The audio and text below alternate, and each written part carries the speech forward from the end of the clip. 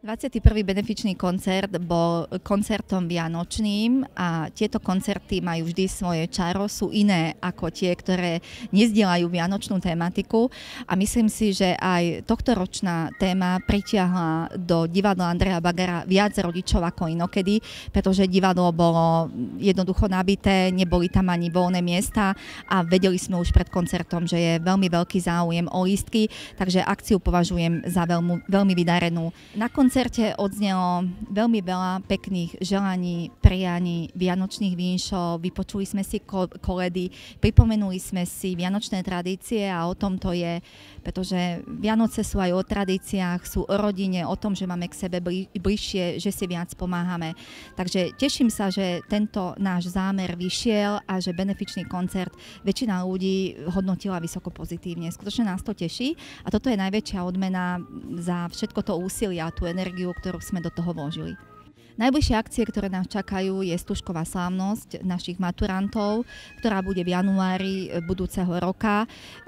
Pre nás je to taká väčšia akcia, je to školská akcia, pretože prežívajú ju nielen maturanti, ale zúčastňujú sa aj rodičia.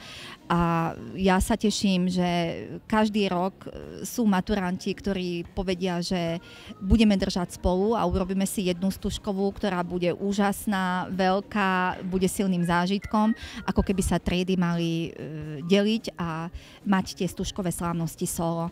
Takže teším sa, je to stužková. Za tým pôjde Deň učiteľov. Deň učiteľov je učiteľská akcia, ale prizývame na ňu všetkých zamestnancov, pretože bez ostatných zamestnancov takisto by nebol možný chod školy a nemohla by škola správne fungovať.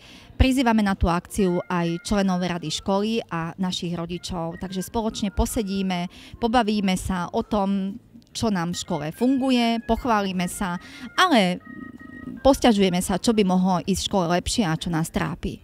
No a v závere školského roka to budú opätovne talenty, predpokladám.